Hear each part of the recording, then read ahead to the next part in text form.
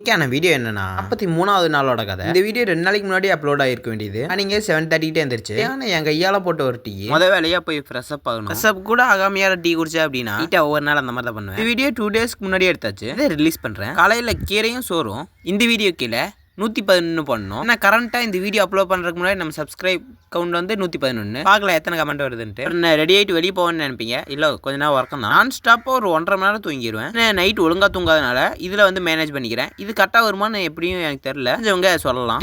Sleep night ஒரு 6 to 7 hour தூங்கிடுவேன். பாக்கி இது இங்கே தூங்கிடுவேன். திருச்சி வேக்கப்லாம் ஆகிட்டு ஒரு பிளாக் காஃபி ஒரு சாங்கு கேட்டு முடிச்சுட்டு வெளியே போனால் புதுசாக நம்ம சிக்கன் உள்ளன்ட்ரி ஆகிட்டு வந்திருக்கான்ட்டு நம்மளை பார்த்தோன்னா தலைமறைவாக ஆகிறான். நம்மளை பற்றி தெரிஞ்சிச்சிருக்கு.